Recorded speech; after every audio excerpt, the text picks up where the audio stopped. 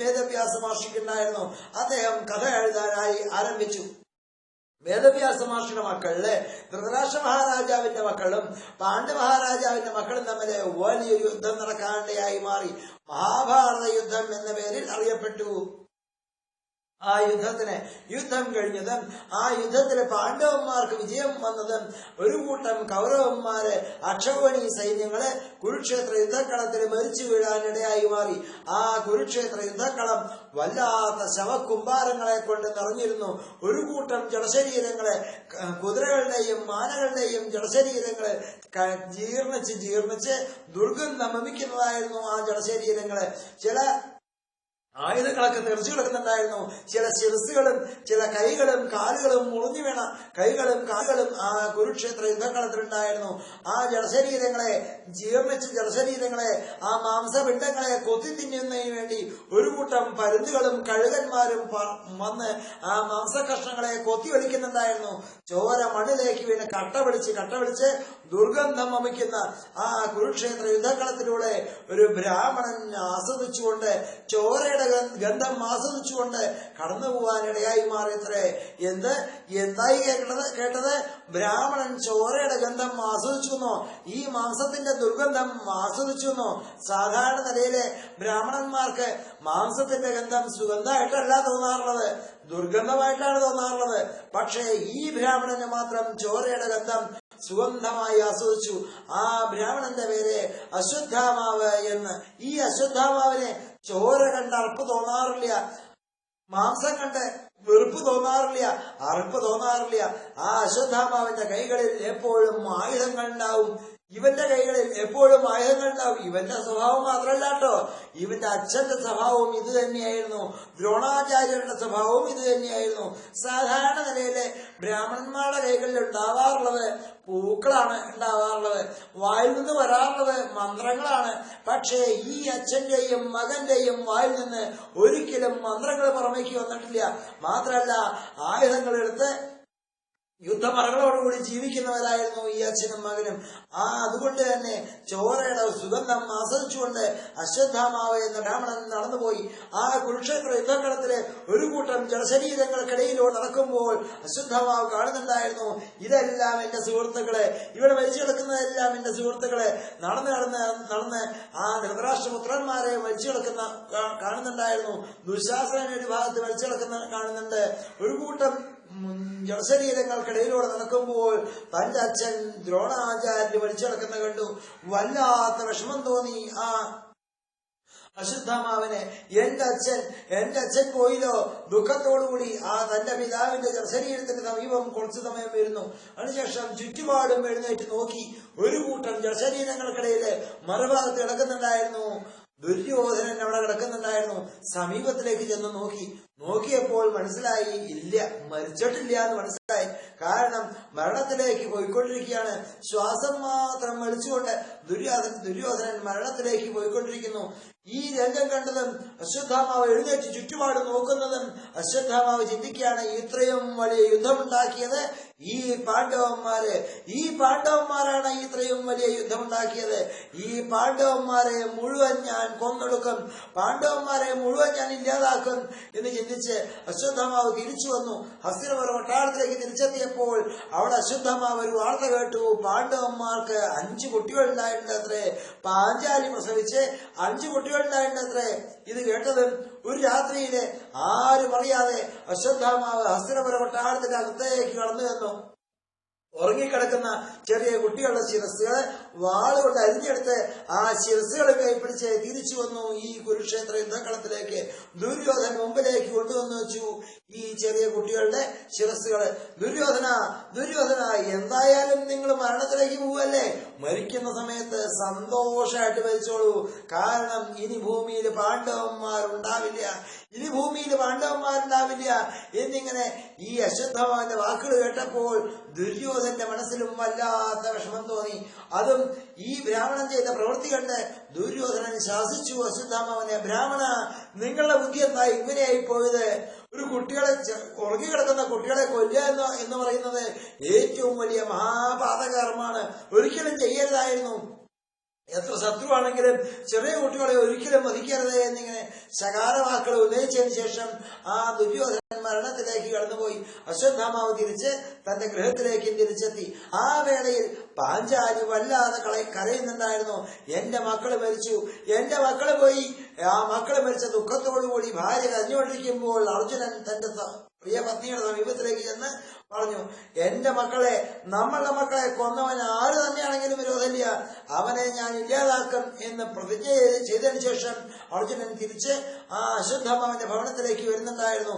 ഈ തന്റെ മക്കളെ കൊന്നത് അശ്വത്ഥാമാവാണെന്ന് കേട്ടറിഞ്ഞ് അർജുനൻ അശ്വത്ഥാമാവിന്റെ ഭവനത്തിലേക്ക്, ബ്രാഹ്മണ ഭവനത്തിലേക്ക് വരുന്നതും അശ്വത്ഥാമാവ് അർജുനൻ അകലയിൽ നിന്ന് വരുന്നത് കണ്ട് ഇറങ്ങി ഓടുന്നുണ്ടായിരുന്നു.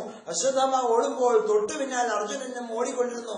ആ അർജുനൻ അശ്വത്ഥാമാവിന് നേരെ ശരവർഷങ്ങൾ ചെയ്തുകൊണ്ടിരിക്കുമ്പോൾ അശ്വത്ഥാമാവിന് ഉറപ്പായി അർജുനന്റെ ശരത്താൽ താൻ മരണപ്പെടുമെന്ന് ഉറപ്പ് തോന്നിയപ്പോൾ അശ്വത്ഥാമാവ് ബ്രഹ്മാസ്ത്രം എന്നൊരു അസ്ത്രത്തിനെ പ്രയോഗിക്കാൻ തയ്യാറായി മാറി. ബ്രഹ്മാസ്ത്രത്തിന്റെ പ്രത്യേകത എന്താണെങ്കിൽ ആ അസ്ത്രം എവിടെ ചെന്ന് സ്പർശിക്കുന്നുവോ ആ ദേശം മുഴുവൻ കത്തിച്ചാമ്പലായി മാറും. അതായത് ഒരു വ്യക്തിയെ കൊല്ലേണ്ടടുത്ത് ഒരു ദേശത്തെ മുഴുവൻ നശിപ്പിക്കാൻ പ്രാപ്തിയുള്ള ആയുധമായിരുന്നു ബ്രഹ്മാസ്ത്രം. നമ്മുടെ തീവ്രവാദികളുടെ ബുദ്ധിയാണ് അശ്വത്ഥാമാവ് ഇവിടെ കാണിക്കുന്നത്. ഒരു വ്യക്തിയെ വധിക്കാൻ വേണ്ടി, ഒരു വ്യക്തിയെ കൊല്ലാൻ വേണ്ടി ഒരു ട്രെയിൻ ആക്സിഡന്റ് ഉണ്ടാക്കാറുണ്ട് നമ്മുടെ തീവ്രവാദികള്. അതുപോലെ തന്നെ ഒരു വ്യക്തിയെ കൊല്ലാൻ വേണ്ടി ഒരു പ്ലെയിൻ ക്രാഷ് ഉണ്ടാക്കുന്നുണ്ട് ഈ തീവ്രവാദ ബുദ്ധിയുള്ള ജനങ്ങള്. അശ്വത്ഥാമാവും ഇതേ തീവ്രവാദ ബുദ്ധി കാണിക്കുകയായിരുന്നു. അർജുനനെ ഇല്ലാതാക്കാൻ വേണ്ടി ബ്രഹ്മാസ്ത്രത്തിനെ പ്രയോഗിക്കുന്നതും ആ ശക്തിയായ പ്രകാശം എന്ന രൂപത്തില് ആ പ്രകാശം അശ്വത്ഥാമാവിന്റെ ബ്രഹ്മാസ്ത്രം അർജുനന്റെ മുമ്പിലേക്ക് വന്നുകൊണ്ടിരിക്കുമ്പോൾ കൃഷ്ണൻ അവിടേക്ക് ഓടി വന്നു. അർജുന നീ കാണുന്നില്ലേ? ആ വലിയ പ്രകാശം നീ കാണുന്നില്ലേ? ഈ പ്രകാശം അശ്വത്ഥാമാവിന്റെ ബ്രഹ്മാസ്ത്രമാണ്. നിനക്കും ബ്രഹ്മാസ്ത്രം പ്രയോഗിക്കാൻ അറിയാലോ, നീയും ബ്രഹ്മാസ്ത്രം തന്നെ പ്രയോഗിക്കേ. അതിനുശേഷം രണ്ട് അസ്ത്രങ്ങളെയും നീ നിന്റെ ആവനാഴിയിലേക്ക് മന്ത്രത്തോടുകൂടി ഉപസംഹരിക്കുക എന്ന് പറയുന്നതും അർജുനൻ ബ്രഹ്മാസ്ത്രം തന്നെ പ്രയോഗിക്കുന്നതും ആ രണ്ട് ബ്രഹ്മാസ്ത്രത്തെയും കൂടി അർജുനൻ മന്ത്രത്തോടുകൂടി തന്റെ ആവനാഴിയിലേക്ക് ഉപസംഹരിച്ച് തിരിച്ച് ഇറക്കി കൊണ്ടുവന്നു. പിന്നെ താമസമൊന്നും ഉണ്ടായില്ല. വേഗം തന്നെ ഒരു കയർ കൊണ്ടുവന്ന് ആ അർജുനൻ അശ്വത്ഥാമാവരെ ഉന്തി തള്ളിയിട്ട് ആ കയർ കൊണ്ട് വരിഞ്ഞു കെട്ടി തന്റെ തേരിലേക്ക് വലിച്ചു കയറ്റിയിട്ടു. അതിവേഗം കൃഷ്ണൻ അർജുനനും കൂടി തേരോടിച്ച് ഹസ്തനപുര കൊട്ടാരത്തിലേക്ക് കൊണ്ടുവന്നു. പാഞ്ചാലിയുടെ മുമ്പിലേക്ക് കൊണ്ടുവന്നിട്ടു ആ ബ്രാഹ്മണനെ. അതിനുശേഷം അർജുനൻ ആ ബ്രാഹ്മണനെ വധിക്കാൻ തന്നെ തയ്യാറായി മാറി. ആ വേളയിൽ പാഞ്ചാലി പറഞ്ഞു, അരുത്, ഈ ബ്രാഹ്മണനെ കൊല്ലരുതേ, കാരണം ഇദ്ദേഹം ഒരു ബ്രാഹ്മണനാണ്. ബ്രാഹ്മണനെ കൊന്നാൽ ബ്രഹ്മഹത്യാപാപം എന്നൊരു പാപം അനുഭവിക്കാൻ സാധ്യതയുണ്ട്. മാത്രമല്ല ഇത് അങ്ങയുടെ ഗുരുനാഥന്റെ മകനാ. ഗുരുനാഥന്റെ മകൻ എന്തുകൊണ്ടും ഗുരുനാഥന് തുല്യനാണ്. ഗുരുഹത്യാപാപം എന്നൊരു പാപം അനുഭവിക്കാൻ സാധ്യതയുണ്ട്. നീ മനുഷ്യനായിട്ട് ഭൂമിയിലേക്ക് ജനിച്ചു കഴിഞ്ഞാൽ പല ആപത്തുകൾ അനുഭവിക്കേണ്ടി വരും. ബ്രഹ്മഹത്യാപാപോ ഗുരുഹത്യാപാപോ എന്ത് പാപാണെങ്കിലും എന്ത് ദുഃഖമാണെങ്കിലും ഞാൻ അനുഭവിക്കാൻ തയ്യാറാണ്. പക്ഷെ അതിനേക്കാൾ വലിയൊരു ദുഃഖം ഞാൻ ഇന്ന് അനുഭവിക്കുന്നവളാണ്. എന്റെ 5 കുട്ടികൾ മരിച്ച ദുഃഖം ഞാൻ ഇന്ന് അനുഭവിക്കുന്നവളാ. ഈ അശ്വത്ഥാമാവിന്റെ ഈ ബ്രാഹ്മണന്റെ അമ്മ ഇപ്പോഴും ജീവിച്ചിരിക്കുന്നുണ്ട്. ആ അമ്മ കൃപീദേവി ഇപ്പോഴും ജീവിച്ചിരിക്കുന്നുണ്ട്. ആ അമ്മയ്ക്ക് ഒരിക്കലും മക്കള് മരിച്ച ദുഃഖം ഉണ്ടാവാൻ പാടില്ല. മരിച്ച ദുഃഖം ഉണ്ടാവാൻ പാടില്ല. വിവാഹം കഴിഞ്ഞ് ഭർത്താവ് മരിച്ചാൽ വീണ്ടും വിവാഹം കഴിക്കാം. ഭർത്തൃദുഃഖം പുനർഭദ്ര, പുത്രദുഃഖം ദിനേ. മക്കള് മരിച്ച ദുഃഖം ഒരിക്കലും അമ്മമാർക്ക് ഇല്ലാതാവുന്നില്ല. ദിനംതോറും ആ ദുഃഖം കൂടിക്കൊണ്ടേയിരിക്കണം. അതുകൊണ്ട് ഈ ബ്രാഹ്മണനെ വധിക്കരുത് എന്നിങ്ങനെ പാഞ്ചാലി പറഞ്ഞു. ഇത് കേട്ടുകൊണ്ട് ഭീമസേനൻ അവിടേക്ക് കടന്നു വന്നു. എന്താ പറയുന്നത്? നമ്മളെ മക്കളെ കൊന്നവനായി ഇവൻ എത്ര വലിയ ബ്രാഹ്മണനാണെങ്കിലും വിരോധമില്ല, ഇവനെ വധിക്കുക തന്നെയാണ് ശരി എന്നാണ് എന്റെ അഭിപ്രായം എന്ന് പറഞ്ഞു. ഈ ഭീമസേനന്റെ വാക്കുകൾ കേട്ടപ്പോൾ കൃഷ്ണൻ പറഞ്ഞു അർജുനനോട്, അർജുന, എന്റെ അഭിപ്രായം ഇത് തന്നെയാണ് കേട്ടോ. നീ ഈ ബ്രാഹ്മണനെ വധിക്കുകയാണെങ്കിൽ ഒരുപക്ഷെ ബ്രഹ്മഹത്യാപാപം എന്ന പാപം അനുഭവിക്കാൻ സാധ്യതയുണ്ട്. അതുകൊണ്ട് പാഞ്ചാലി പറഞ്ഞ പോലെ ഇവനെ കൊല്ലരുത്, ഭീമസേനൻ പറഞ്ഞ പോലെ ഇവനെ കൊല്ലുകയും വേണം. നിനക്ക് ഇങ്ങനെയുള്ള പാപങ്ങളൊന്നും വരാനും പാടില്ല. നീ നിന്റെ ബുദ്ധിക്കനുസരിച്ച് യുക്തിക്കനുസരിച്ച് നീ ചെയ്യേ, ആലോചിച്ച് വേണ്ട പോലെ തീരുമാനിക്കേ എന്നിങ്ങനെ പറഞ്ഞപ്പോൾ അർജുനൻ ചിന്തിച്ചു, ഇദ്ദേഹം ഒരു ബ്രാഹ്മണനാണ്. ബ്രാഹ്മണനെ സംബന്ധിച്ചിടത്തോളം ശരീരത്തിന്റെ വധമല്ല ശരിയായിട്ടുള്ള വധം എന്ന് ഞാൻ ചിന്തിക്കുന്നു. കാരണം സാധാരണ നിലയില് ബ്രാഹ്മണന്മാർക്ക് അപമാനം സഹിക്കാൻ പറ്റാത്തവരാ ബ്രാഹ്മണന്മാര്. അതുകൊണ്ട് ഈ ബ്രാഹ്മണനെ നാണം കെടുത്തി വിടാം, അപമാനിച്ചു വിടാമെന്ന് കണക്കാക്കി അശ്വത്ഥമാവിന്റെ ശിരസിലെ മുടികളെല്ലാം അറുത്തെടുത്ത് മുടികളെല്ലാം ഇല്ലാതാക്കി ആ അശ്വത്ഥാമനെ അറപ്പ് വിളിച്ച് കൂക്കി വിളിച്ച് നാണം കെടുത്തി അവിടെ നിന്നും പറഞ്ഞയച്ചു. അതിനുശേഷം അർജുനൻ തന്റെ മക്കളുടെ മരണാനന്തര കർമ്മങ്ങൾ വേണ്ട പോലെ ചെയ്യുന്നുണ്ടായിരുന്നു. അശ്വത്ഥമാവ് തിരിച്ചു പോകുന്നതും തന്റെ വസതിയിലേക്ക് തിരിച്ചെത്തുന്നതും ആ വേളയിൽ ദിവസങ്ങൾക്ക് ശേഷം അശ്വത്ഥമാവ് മറ്റൊരു വാർത്ത കേൾക്കുകയായിരുന്നു. ഈ ഹസ്തിനപുര കൊട്ടാരത്തില് ഉത്തര എന്ന ഗർഭിണിയായിട്ടുള്ള സ്ത്രീ താമസിക്കുന്നു അത്രേ. അതായത് അർജുനന്റെ മകൻ അഭിമന്യു, അഭിമന്യുവിന്റെ ഭാര്യ ഉത്തര. അഭിമന്യു യുദ്ധക്കളത്തിൽ വെച്ച് മരിച്ചുപോയി എങ്കിലും ഉത്തരയുടെ ഗർഭപാത്രത്തില് അഭിമന്യുവിന്റെ ബീജം വളരുന്നുണ്ട്. ഇത് കേട്ടറിഞ്ഞ അശ്വത്ഥമാവ് തീരുമാനിക്കുകയാണ്, ഒരു കാരണവശാലും പാണ്ഡവന്മാരുടെ കുലം ഇനി ഭൂമിയിൽ പിറക്കരുത്, ആ ഉത്തര പ്രസവിക്കരുത് എന്ന് തീരുമാനിച്ച് ആ അശ്വത്ഥമാവ് വീണ്ടും ഉത്തരയെ ലക്ഷ്യമാക്കി ബ്രഹ്മാസ്ത്രം തന്നെ പ്രയോഗിക്കുന്നുണ്ടായിരുന്നു. ആ ഗർഭിണിയായിട്ട് ഉത്തരയെ ലക്ഷ്യമാക്കി ബ്രഹ്മാസ്ത്രം തൊടുത്തുവിട്ടപ്പോൾ ആ ഉത്തര കാണുന്നുണ്ടായിരുന്നു. ശക്തിയായ പ്രകാശം തന്റെ മുമ്പിലേക്ക് വരുന്ന കണ്ട് ഉത്തര വല്ലാതെ പേടിച്ചു. അയ്യോ, പാഹി പാഹി പാഹി പാഹി, രക്ഷിക്കണേ രക്ഷിക്കണേ രക്ഷിക്കണേ, പാഹി പാഹി മഹായോഗിൻ ദേവദേവ ജഗൽപദേ നാന്യം തദഭയം വശ്യേ യത്ര മൃത്യു പരസ്പരം. ഈ മരണം നിറഞ്ഞു നിൽക്കുന്ന ലോകത്തിൽ നിന്നും രക്ഷിക്കണേ ജഗത്തിന്റെ പിതാവായിട്ടുള്ളവനെ എന്നിങ്ങനെ ഉത്തര ഉറക്കം നിലവിളിച്ചപ്പോൾ അവിടേക്ക് കൃഷ്ണൻ ഓടി വരുന്നുണ്ടായിരുന്നു. ആ കൃഷ്ണൻ അവിടേക്ക് വന്നതും കൃഷ്ണചൈതന്യം ഉത്തരയുടെ ഗർഭപാത്രത്തിനകത്തേക്ക് കടന്ന് ആ ബ്രഹ്മാസ്ത്രത്തിന്റെ തേജസ് തട്ടാത്ത വിധത്തില് ഗർഭസ്ഥ ശിശുവിനെ വേണ്ട പോലെ പരിപാലിച്ചു. ആ വേളയിൽ ഗർഭസ്ഥ ശിശുവിനെ ഗർഭപാത്രത്തിന്റെ ചുവരുകൾക്കുള്ളിൽ കാണുന്നുണ്ടായിരുന്നു. ശംഖചക്ര ഗദാപത്മധാരിയായിട്ടുള്ള ഭഗവാൻ നാരായണനെ ഗർഭസ്ഥ ശിശു വ്യക്തമായിട്ട് കണ്ടു. ഭഗവാൻ നാരായണനെ കാണുന്നുണ്ടായിരുന്നു. ആ ഭഗവാൻ നാരായണൻ ഈ ഭാഗത്തുണ്ടോ ഭഗവാൻ നാരായണൻ, ഇവിടെയുണ്ടോ ഭഗവാൻ നാരായണൻ, താഴെയുണ്ടോ ഭഗവാൻ നാരായണൻ, പിൻഭാഗത്തുണ്ടോ ഭഗവാൻ നാരായണൻ. ആ ഗർഭസ്ഥ ശിശു ഗർഭപാത്രത്തിന്റെ ചുവരുകൾക്കുള്ളിൽ എല്ലാ ഭാഗത്തും നോക്കുമ്പോൾ എല്ലാ ദിക്കിലും ഒരുപോലെ തന്നെ ഗർഭസ്ഥ ശിശുവിനെ ഭഗവാൻ നാരായണനെ കാണാൻ സാധിച്ചു. ആ ഗർഭസ്ഥ ശിശു അവിടെയാണോ ഭഗവാൻ ഇവിടെയാണോ ഭഗവാൻ എന്ന് പരീക്ഷിച്ചത് കൊണ്ട് ആ വ്യക്തിയെ ജനങ്ങൾ വിളിച്ചു പരീക്ഷിത്ത് മഹാരാജാവ് എന്ന് വിളിച്ചു. ഉത്തരയുടെ നിലവിളി കേട്ട് അമ്മ കുന്തിദേവി ഓടി വന്നു. ഉത്തരേ നീ ഉറക്കം നിലവിളിക്കുന്നത് കേട്ടില്ലോ, നീ എന്ത് കണ്ടാ പേടിച്ചത്? ആ ഉത്തര പറഞ്ഞു, വലിയൊരു പ്രകാശം എന്റെ സമീപത്തിലേക്ക് വരുന്നുണ്ടായിരുന്നു, ഇപ്പോൾ ആ പ്രകാശം അവിടെ കാണുന്നതുമില്ല. ഉത്തരയ്ക്ക് സംഭവത്തിന്റെ രഹസ്യങ്ങളൊന്നും മനസ്സിലായില്ല. ആ വേളയിൽ ഉത്തരയുടെ സമീപത്തിൽ കൃഷ്ണൻ നിൽക്കുന്ന കണ്ട് ആ കുന്തിദേവിയുടെ മനസ്സിന് തോന്നി, എന്തോ വലിയൊരാപത്ത് നമുക്ക് വരാനിരിക്കുന്നുണ്ടായിരുന്നു എന്നാണ് എനിക്ക് തോന്നുന്നത്. ഈ കൃഷ്ണന്റെ സഹായം ഉണ്ടായതുകൊണ്ട് തന്നെയാണ് ഈ ആപത്ത് ഇപ്പോൾ ഇല്ലാതായി മാറിയതും. ഈ കൃഷ്ണന്റെ സഹായം ഇന്ന് മാത്രമല്ല കേട്ടോ, ഇതിന് മുമ്പും പല പ്രാവശ്യവും ഞങ്ങൾക്ക് കിട്ടിയിട്ടുണ്ട്. കൃഷ്ണന്റെ സഹായം ഉണ്ടായതുകൊണ്ട് തന്നെയാണ് എന്റെ മക്കളെ കുരുക്ഷേത്ര യുദ്ധം ജയിച്ചത്, എന്റെ മകൻ രാജസൂയം എന്ന യാഗം ചെയ്തത്, വിശ്വം ജയിച്ചതും ഞങ്ങൾ അശ്വമേധം കഴിച്ചതും വിശ്വമൂർത്തി ഭഗവാനുള്ള ശശ്വൽ കാരുണ്യ ശക്തിതാൻ ഈ കൃഷ്ണന്റെ സഹായം കൊണ്ട് തന്നെയാണ് ഞങ്ങൾ ഓരോ നിമിഷവും ജീവിച്ചുകൊണ്ടിരിക്കുന്നത്. എന്റെ ജീവിതത്തില് ഞങ്ങളുടെ ജീവിതത്തില് ദുഃഖം വരുന്ന വേളയിലെല്ലാം കൃഷ്ണന്റെ സഹായം ഞങ്ങൾക്ക് വേണ്ട പോലെ കിട്ടിയിട്ടുണ്ട്.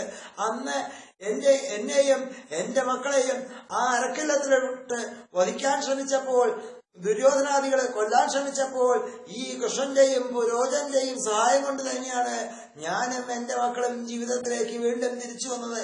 പണ്ട് എന്റെ മകൻ ഭീമസേനെ വിഷം കൊടുത്തു കൊല്ലാൻ ശ്രമിച്ചപ്പോഴും അവനെ ആ ദുശാസനൻ തല്ലി അവശനാക്കി ആ കൈതക്കാട്ടിൽ കൊണ്ടിട്ടപ്പോഴും എല്ലാ വേളയിലും കൃഷ്ണന്റെ സഹായം തന്നെയായിരുന്നു ഞങ്ങൾക്കുണ്ടായത്. ഈ ദുഃഖം എന്ന വേളയിലെല്ലാം കൃഷ്ണന്റെ സഹായം ഞങ്ങൾക്ക് വേണ്ട പോലെ കിട്ടിയിട്ടുണ്ട്. അതുകൊണ്ട് കൃഷ്ണ, എന്റെ ജീവിതത്തില് ധാരാളം ദുഃഖങ്ങൾ ഉണ്ടാവട്ടെ. കൃഷ്ണ, ധാരാളം ദുഃഖങ്ങൾ എനിക്ക് തരൂ. ദുഃഖങ്ങൾ വരുന്ന വേളയിലെല്ലാം ഭഗവാനെ കുറിച്ച് ചിന്തിക്കാനുള്ള ബുദ്ധിയും എനിക്കുണ്ടാവട്ടെ. കൃഷ്ണ, അങ്ങ് ആർക്കും പ്രിയപ്പെട്ടവനല്ല എന്ന് ഞാൻ മനസ്സിലാക്കുന്നു. അങ്ങ് ജന്മരഹിതനാണ് എന്ന് ഞാൻ മനസ്സിലാക്കുന്നു. എന്തിനാ ഈ കൃഷ്ണൻ ഭൂമിയിൽ ജനിച്ചത്? എന്തിനാ കൃഷ്ണൻ എന്ന പേരിൽ അങ്ങ് ഭൂമിയിൽ ജനിച്ചത്? എനിക്കറിയില്ല. ചില ആൾക്കാർ പറയാറുണ്ട്, എന്റെ മകൻ ധർമ്മപുത്ര മഹാരാജാവിന്റെ കീർത്തി വർദ്ധിപ്പിക്കാൻ വേണ്ടിയിട്ടാണ്, അദ്ദേഹത്തെ കൊണ്ട് രാജസൂയം എന്ന യാഗം ചെയ്യിപ്പിക്കാൻ വേണ്ടിയിട്ടാണ് കൃഷ്ണൻ ഭൂമിയിൽ ജനിച്ചത് എന്ന് പറയാറുണ്ട്. ചില ആൾക്കാർ പറയാറുണ്ട്, അതിനൊന്നുമല്ല കൃഷ്ണൻ ഭൂമിയിൽ ജനിച്ചത്. എന്തിനാ കൃഷ്ണൻ ഭൂമിയിൽ ജനിച്ചത്? കംസ മഹാരാജാവിനെ കൊല്ലാൻ. അതെ, ദേവഗീതയുടെ 8ാമത്തെ പുത്രനായിട്ട് ജനിക്കുന്നത് എന്തിനു വേണ്ടിയിട്ടാ? കംസ മഹാരാജാവിനെ കൊല്ലാൻ വേണ്ടിയിട്ടാണ് എന്ന് പറയാറുണ്ട് ചില ആൾക്കാര്. ചില ആൾക്കാർ പറയാറുണ്ട്, അതിനൊന്നുമല്ല, സംസാരത്തിൽ കിടക്കുന്ന സാധാരണക്കാരായിട്ടുള്ള ഞങ്ങൾക്ക് ഭഗവാന്റെ കഥകൾ പാടി നടക്കാൻ വേണ്ടിയിട്ടാണ് ഭഗവാൻ ഭൂമിയിൽ ജനിച്ചത് എന്ന് പറയാറുണ്ട്. ചില ആൾക്കാർ പറയാറുണ്ട്, അതിനൊന്നുമല്ല ഭഗവാൻ ഭൂമിയിൽ ജനിക്കണത്. പിന്നെന്തിനാ? ആ പണ്ട് സനകാദി മഹർഷി വര്യന്മാര് ജൈവജയന്മാർക്കൊരു ശാപം കൊടുക്കേണ്ടായില്ലേ? ആ ജൈവജയന്മാരുടെ അടുത്ത ജന്മമായിട്ടുള്ള ശിശുപാലനെയും ദന്തവക്തനെയും വധിക്കാൻ വേണ്ടിയിട്ടാണ് കൃഷ്ണൻ ഭൂമിയിൽ ജനിക്കുന്നത് എന്ന് പറയുന്നു. വാസ്തവത്തിൽ കൃഷ്ണാവതാരത്തിന്റെ ലക്ഷ്യം എന്തായിരുന്നു? കൃഷ്ണാവതാരത്തിന്റെ കാരണം എന്താ? എനിക്കറിയില്ല കേട്ടോ. നിന്റെ പേര് കൃഷ്ണൻ എന്നാണെന്ന് എനിക്കറിയാം. അതുകൊണ്ട് ഞാൻ നിന്നെ വിളിക്കട്ടെ കൃഷ്ണാന്ന്. നീ വസുദേവരുടെ മകനായതുകൊണ്ട് ഞാൻ നിന്നെ വിളിക്കാണ് വാസുദേവാന്ന്. അതുപോലെ തന്നെ ദേവകീദേവിയുടെ മകനല്ലേ നീയെ, അതുകൊണ്ട് ഞാൻ നിന്നെ വിളിക്കട്ടെ ദേവകീ നന്ദന എന്ന്. നന്ദവരുടെ മകനായിട്ട് വളർന്നവനല്ലേ നീയെ, അതുകൊണ്ട് നന്ദഗോപകുമാര എന്ന് ഞാൻ വിളിക്കുന്നു. അതുപോലെ തന്നെ ഗോവിന്ദ എന്ന് ഞാൻ നിന്നെ വിളിക്കുന്നു. എനിക്ക് ഇത്രയ്ക്ക് സ്തുതിക്കാനും അറിയുള്ളൂ, ഇങ്ങനെയൊക്കെ എനിക്ക് മന്ത്രങ്ങൾ ജപിക്കാനും അറിയുള്ളൂ. കൃഷ്ണായ വാസുദേവായ ദേവകീ നന്ദനായ നന്ദഗോപകുമാരായ ഗോവിന്ദായ നമോ നമ. കൃഷ്ണായ വാസുദേവായ ദേവകീ നന്ദനായ നന്ദഗോപകുമാരായ ഗോവിന്ദായ നമോ നമ.